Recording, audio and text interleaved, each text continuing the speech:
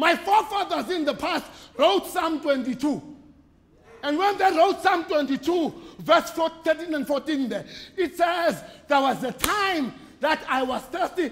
And at that time, the writer says, when the Shiela. Therefore, what they are doing now is not new to Jesus, because his fathers know it, but because they know it, he knows that at that moment, even when he's weak, his father is powerful. His frame of reference is not you and I. His frame of reference is not a psychologist. His frame of reference is not counseling Kamfundisi. His frame of reference is not a lawyer. His frame of reference is God himself. Therefore, he says, I'm thirsty, not because he's defeated, but because he knows the power of thirst, but knows something bigger, that the God who created his forefathers before is the same God he's talking to now. And therefore, as he thirsts for you and I, calling us to this moment, can you see this in a different way? Bishop Untolele, if I miss the theology, I need him more.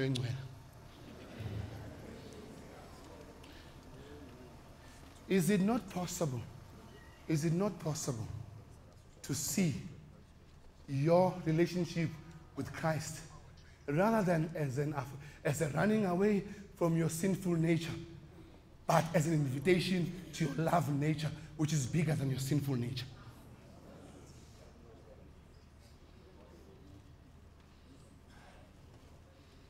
When he thirsts for you, he does not thirst for you because he does not know you are a sinner. He does not thirst for you because whatever else you want to talk about. He thirsts for you because he knows that when he has you in his company, there's a joy that comes from having you in his company. And as you get to know Jesus Christ yourself, and as you live in this thirst yet quenching moment, when you give yourself to Jesus, there's this joy that comes. And you have to take a lot of joy. All you have to say to yourself, and as you come to that moment, you celebrate, not running away from sin, but being received by the one who's thirsty for you and who loves you deeply. God bless you now and forevermore. Amen.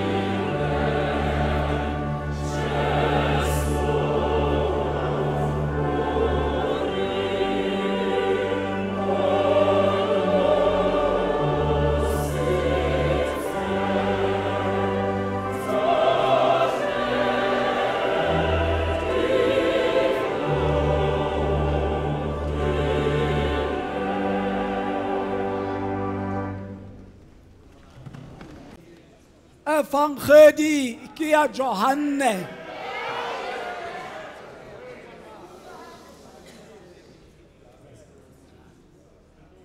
Khaolo kia 19. Temana kia 30 mo iqalang teng.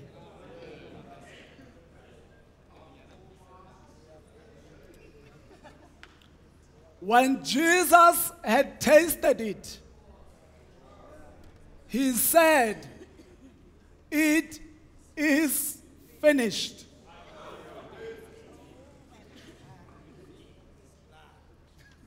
It is finished. Sweet words spoken through sour lips. Words of life spoken by the dying Savior. It is finished. Words of victory and fulfillment spoken by the one who is supposed to be defeated.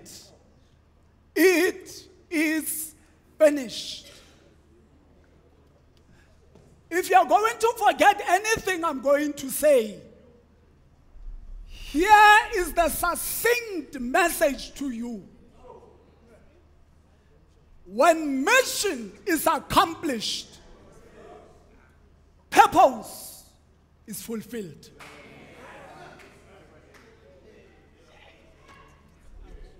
Rick Warren wrote a book entitled Purpose-Driven Life. In that book, he speaks about knowing your purpose and making it your business, making it your mission to pursue that purpose. Now, there are two concepts that I want us to analyze and break down from this theme. There is the concept of mission, and there is a concept of purpose. Mission talks about being sent. That is the work that you came here for and you were sent to do. But purpose refers to the reason you are sent. So if mission deals with the what question, purpose will deal with the why question. And therefore, on the sixth word of Jesus on the cross, we find that this is where the what meets the why. And Jesus says, it is finished, because when mission is accomplished, purpose is fulfilled. Now let us praise, my brothers and sisters, the mission and the purpose of Jesus' life in the Bible, so that we can be able to appreciate the power of being a mission life and purpose-driven life. When you read the book of Luke chapter 4, verse 18 to 19, when you read that record, it is a record of Jesus' mission statement, where Jesus was saying in that book, the Spirit of the Lord is upon me. He has anointed me. Listen to this. To do what? To bring good news to the poor.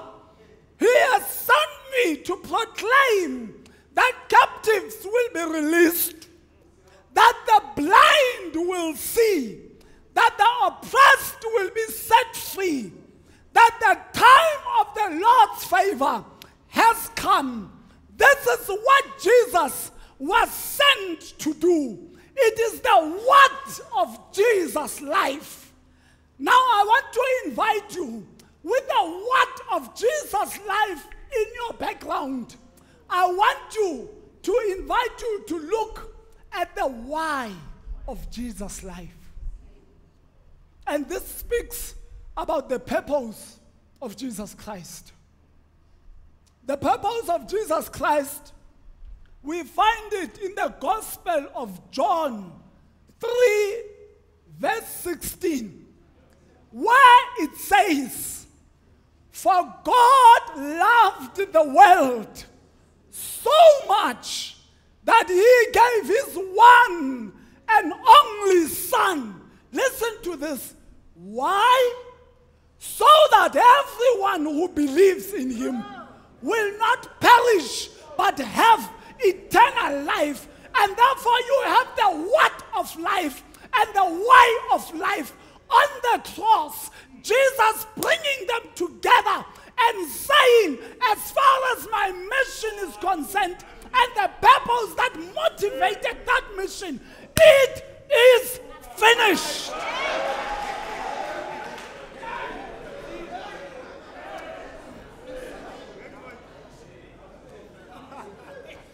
And therefore from that time on, and from a time on, Jesus Christ pursued his mission.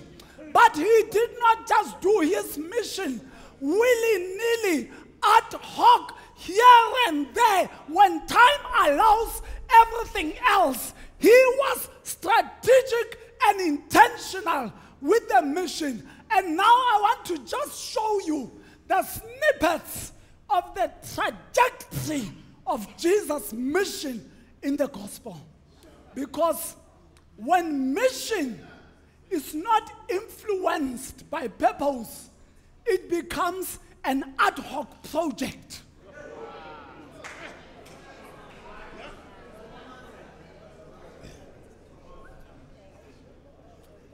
Now, when you follow the life of Jesus in the gospel, let us look at whether Jesus, let me prove to you that Jesus fulfilled his mission and therefore had the right and the authority to say it is finished.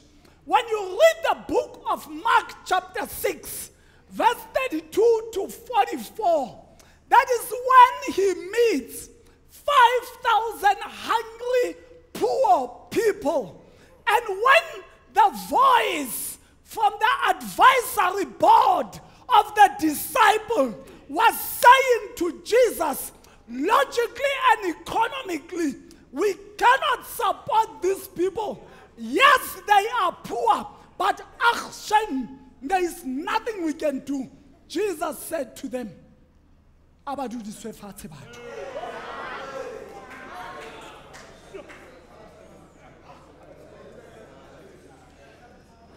The only difference between Jesus' perspective and the disciples' perspective was that Jesus' perspective was consumed by the mission of his life. And therefore, when a hungry person comes and they are poor, he couldn't just let them go. Because in Luke chapter 4, the declaration of mission said, the poor shall receive the good news. And therefore, the good news is not just by preaching, but it is a sermon on wheels.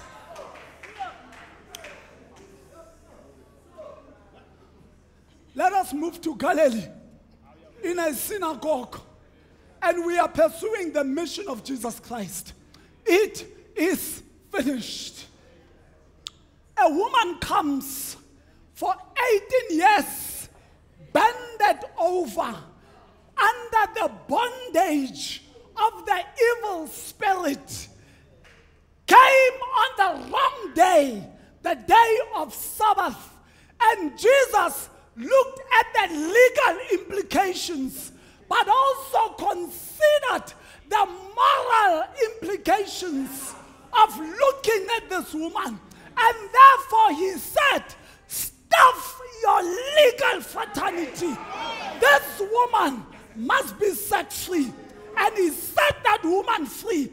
The difference between the people in the synagogue and Jesus, it is because Jesus, in everything he does, he looked at the mission statement, and the mission statement said, the captives shall be free. And he said to this woman, you are free.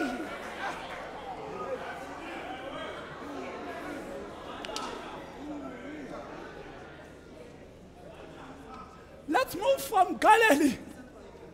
Let's go past Jericho.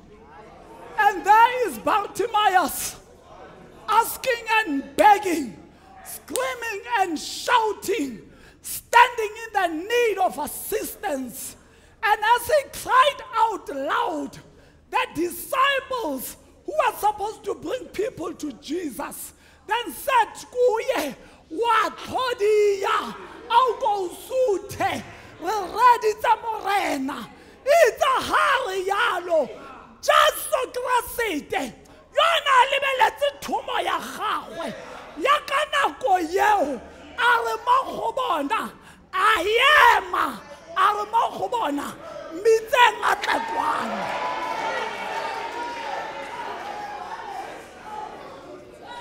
The issue is the declaration of the mission statement said the blind shall see. And therefore, Bartimaeus is a fulfillment of an intentional mission of Christ. It is finished.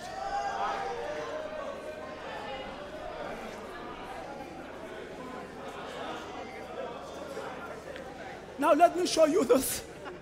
Let me show you this, my friend. In all the episodes of Jesus' trajectory, every time Jesus Christ was on to something around his mission, seeking to fulfill his mission, in all the accounts I have counted, Jesus was met with opposition. But Jesus did not succumb to the detractors and the oppositionists when they said to him, it is not doable, it is not practicable, it is not convenient. Jesus Christ said, I have a mission to accomplish, and I cannot sit here and listen to the excuses of your resolutions, of your practicalities, of your legal imperatives. I have got a mission to do. What is the message to you, my brother? Do not let anybody to distract you from the personal mission.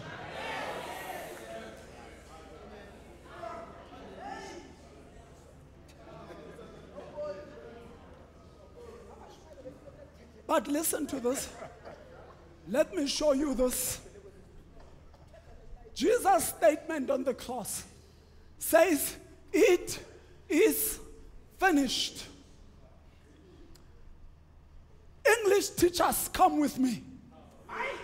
It is a pronoun of everything except human beings. You can cover a dog, you can cover a stone, you can cover everything with the it pronoun except a human being. It is finished. The reason Jesus Christ used a pronoun that relates to everything in nature except human beings, it is because the focus and the perspective of Jesus' mind was not on a human being, but was on the task, the assignment, the mission that was at hand. And therefore, on the sixth word, this is where Jesus Christ dismantles all focus and obsession with human beings as the center of creation. This is where he says, when you focus on human beings are creatures of the ego. And therefore, when you focus everything on a human being, you focus it on the ego. And the ego is real for sport and will run with your horses.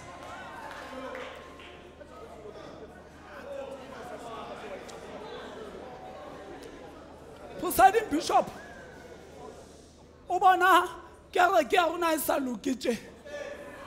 it is because instead of focusing on mission and the work at hand, we are focused and obsessed with personalities in the church of God.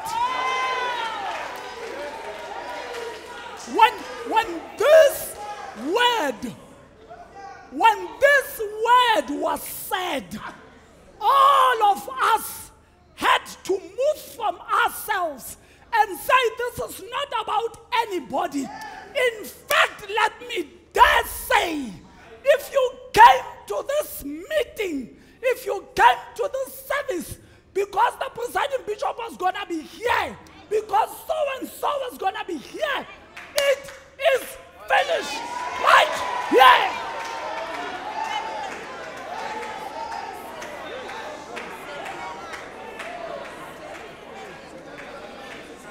If you came to this service because you were told the celebrities of the church will be here, it is finished. The focus is on the task at hand.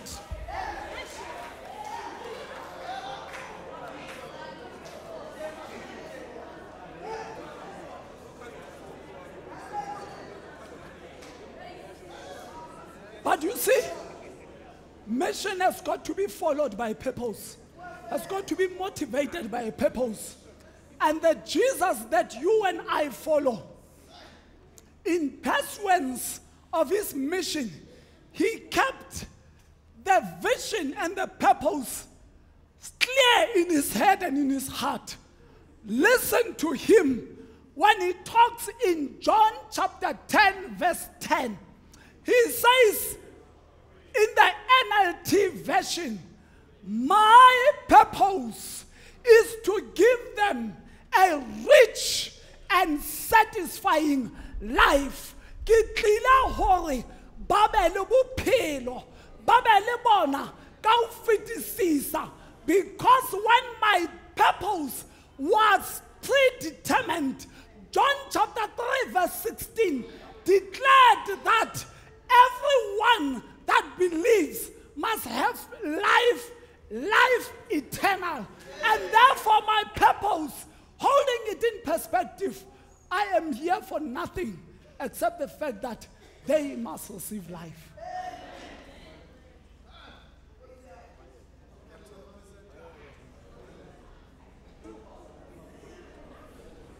So Jesus gets to this point on the cross, few minutes before his last breath expires. Jesus looks back with his 1 foot over the touchline of life, and the other one still left in this life, left with a little bit of breath in him, and he looks back at where he comes from, and he declares at the exit gate of life, it is finished. He says these words, tired but not expired, wounded but not crushed, knocked down but not defeated, chastised but not discouraged, empty yet fulfilled. And he says, it is finished. Indeed, it is finished. Indeed, it is finished. Because the blind can see, the captives are free. All that people that were quoted, the poor know the gospel. And therefore, Jesus Christ comes to the end point of his life. On the left hand, he's got his mission back, which is empty. On his right hand, he's got his purpose back, which is fulfilled, which means fully filled.